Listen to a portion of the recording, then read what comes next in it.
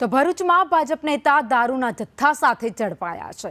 નેત્રંગ તાલુકા ભાજપ ઉપપ્રમુખ બાલુ વસાવા જે દારૂ સાથે ઝડપાયો છે। મહારાષ્ટ્ર તરફથી કારમાં વિદેશી દારૂનો જથ્થો લઈને ગુજરાત આવી રહ્યો હતો, તે દરમિયાન જ પોલીસે તેને ઝડપી પાડ્યો છે।